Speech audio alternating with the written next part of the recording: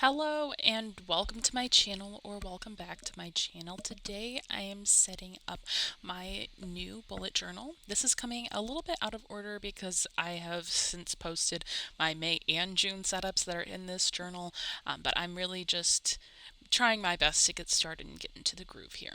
But I started off with that nameplate. I did something a little unique in cutting out the craft paper, and I do use the craft paper a couple other times throughout this setup. But this journal is a B6 vintage camera journal from Archer and Olive. The design is from, I believe, the 2022 fall collection, because they did a bunch of vintage for the fall collection. But I work at a history museum, and I am really interested in the role that photography played in history, and particularly in some of the first waves of feminism and making it available for women to get jobs and such in a time where they really couldn't. But this next thing that I am doing is making a little pocket for my grid spacing ruler.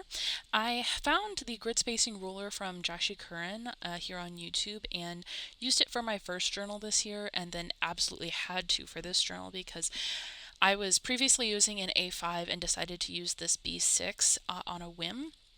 And I'm not really very sure about some of the sizing things because I'm not used to that. So I wanted to have a way to do it more efficiently, and I found that the bookmark was a much more efficient way to do it than a grid spacing cheat sheet. So there you can see I am gluing the pages together before moving on to this next page. I'm bringing out all these zebra Mildliners because I'm going for a rainbow theme, but this first page is going to be an index and quote page. You can see from the color palette here that I really went for a rainbow thing. I really liked this color palette altogether, and I really still love looking at it for my beginning of journal setup pages.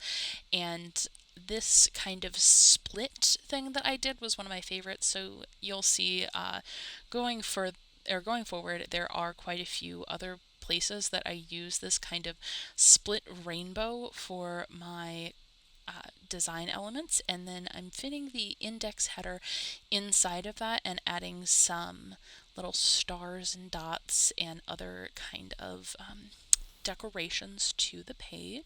And then right after this, I start ruling out for the index.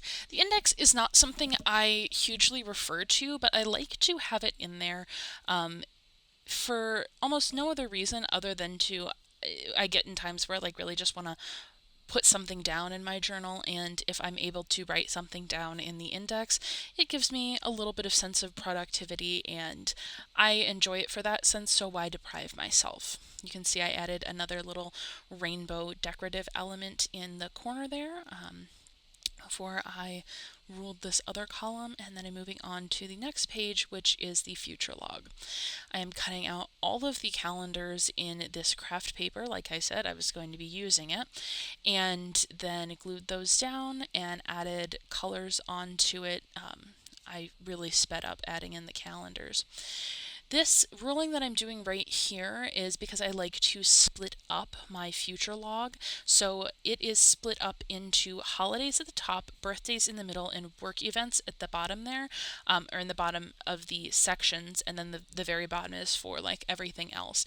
But those sections ended up being 3 grid spaces each. On my normal A5 journals, I am able to usually do 5, but 5 wouldn't leave any room underneath, and some things had more for the underneath sections where I'm able to record appointments and such than I needed for, let's say, birthdays. So I had to kind of make the cut to 3, and I was like, everything that's up top that doesn't get used, or if I use those 3 spaces and I have more, say, work events, I can add them underneath a lot easier than I feel like I can add other things. Then I can add an appointment in a work section. I feel like that just doesn't work. But that is what works for me with the way I separate my future log. So that's what I prefer to do. And you can see I also highlighted the second line of every one, and I actually messed up somewhere in there. So they're off every other page, if you did notice that. The next spread I'm doing here is like a future log. It is a 2024 future log for events happening in 2024. And on the other page, it is a someday maybe list. So this is for tasks that aren't necessarily for the month that I'm currently in or even the journal that I'm currently in. This is my first time trying it, and even a couple months after having set up this journal, I still only have one thing in it. So I don't know if this is going to be something that I continue for future journals, but we will just have to see how it goes through the end of the year.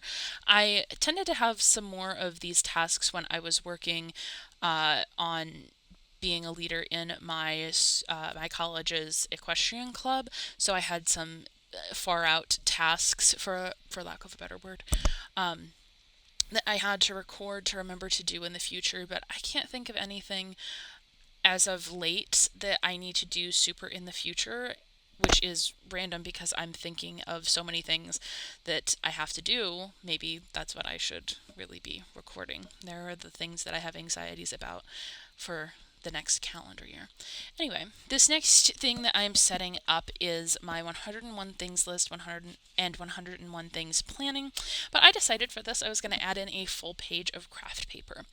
This B6 journal has less pages than I am used to for my A5 journals, so I decided that I wanted to add in some craft paper, and it has been something that I've been doing in later month setups and in like the weeklies for the journal, is adding some colored paper in, and I really enjoy it because it's a little bit of a unique touch to have extra pages in different colors in. But this 101 things list is like my bucket list for the year, and for my first journal, I did not put everything in and just put the planning, but I decided that I wanted to have the 101 things list as completed as it was in my journal. So that is what I decided to add. This is where I'm working on the planning, and you can see I am trying for all of the different colors. I actually really liked how this planning turned out, and it's one box for each of the 4 months that could be potentially housed in this journal. I don't know if I'm going to make it through August. We'll just have to see. But everything that I'm planning on doing at certain times will be put in the different boxes for each of the months. I didn't fill in the different things in the journal in this video, and I didn't actually film when I migrated stuff in, but let me know if that's something you'd like to see in the future. I know there are some people that film that. I just didn't at this point. But this next thing that I'm adding in are my wants, needs, and gifts lists. So things that I want, a way to collect them so I remember when I go somewhere.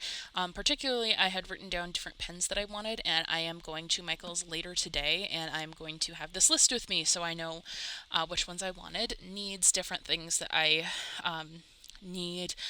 In the past, I had larger sections and didn't really fill them out. And the other issue that I tend to have is that I don't have a lot of needs, quote unquote, because a lot of the things I need I tend to get before I write them down and make big purchases like that. But the only thing I currently have written down are black leggings, which I do actually need more of.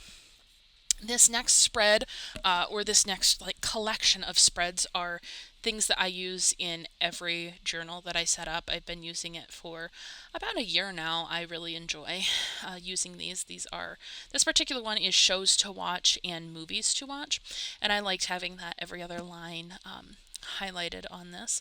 But on the shows to watch, it lists the show, how many seasons there are, and what platform it's on. And for movies, it's just the movie and whatever platform. This next spread is related, and it's the TV shows that I am currently watching. I really like to fill this out and have boxes for each of the episodes that are currently available, and then color them in with the corresponding month color.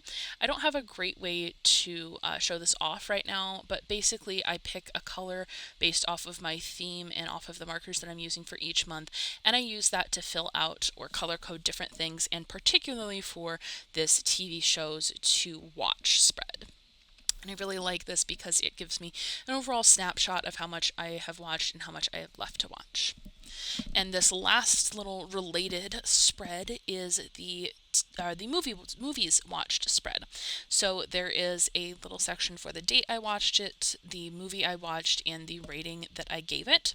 I really like having this so that I can, see the movies that I watched and how well I enjoyed them at the time. That line was a little wonky and it is bothering me even now, but there's nothing I can. These next few pages that I'm working on really fall under bullet journal planning, specifically the planning for this bullet journal and future bullet journals. So this first one is like a style sheet. The boxes I'm adding in are for color palettes, and then I have sections for the aesthetic and spreads that I want to include, as well as a little place up top with the month titles so that I can put what exactly the theme is by it.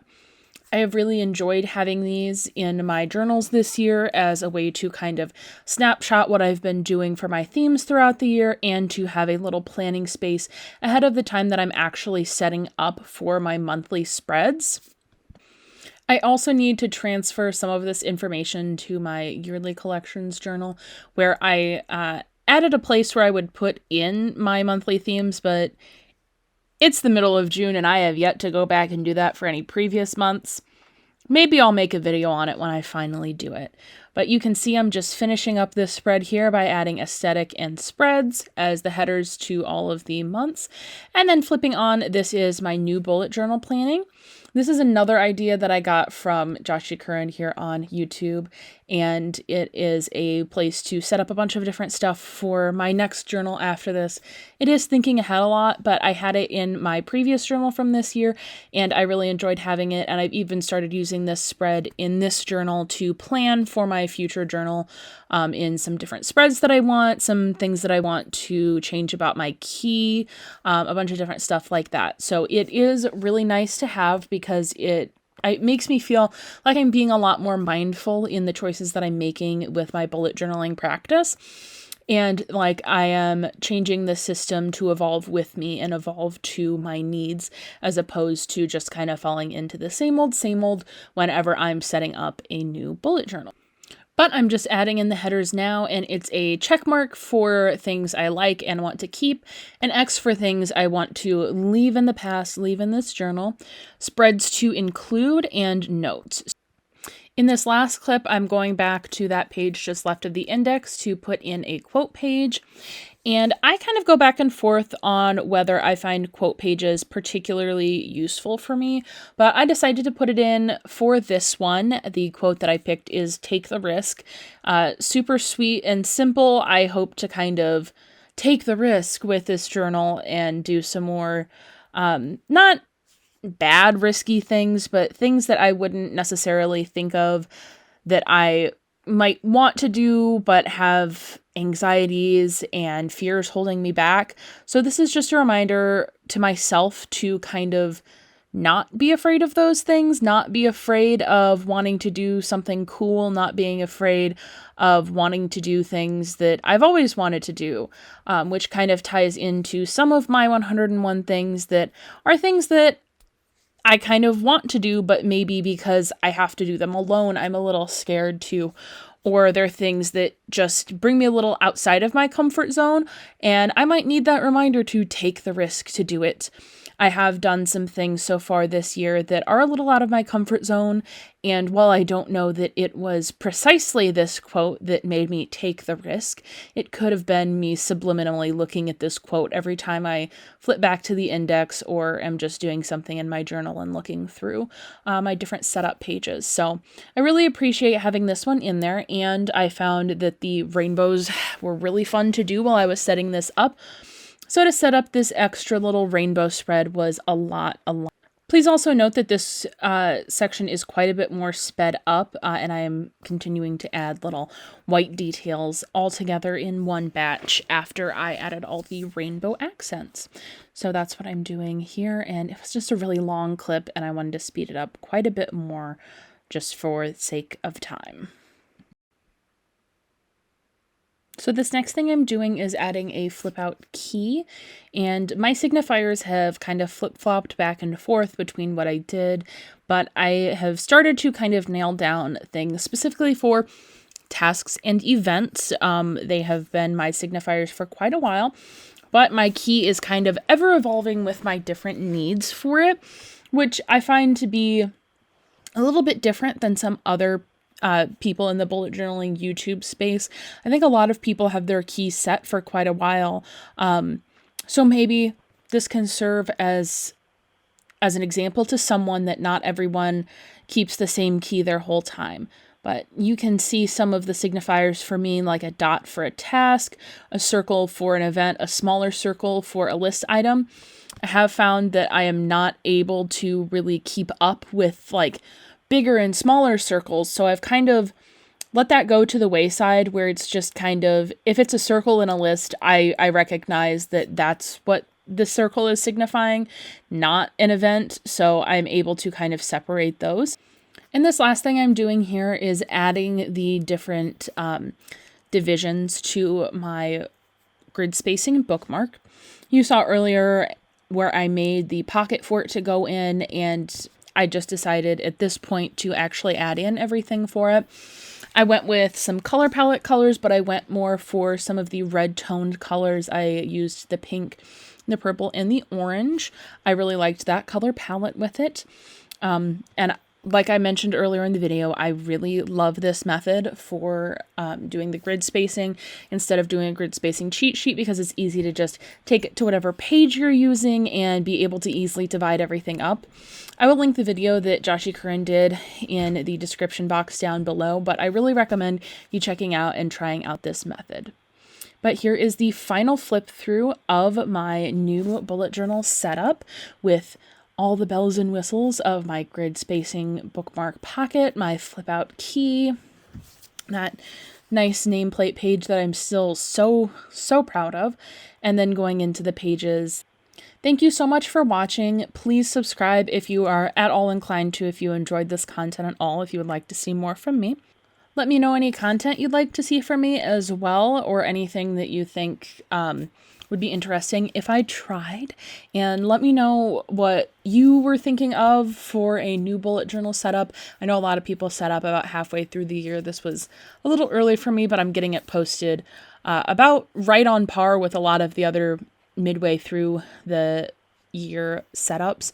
So I hope that this provided you with maybe some ideas for your own mid-year setup, and let me know what things you included in your new bullet journal setup and everything. Thank you so much. Have a wonderful rest of your day.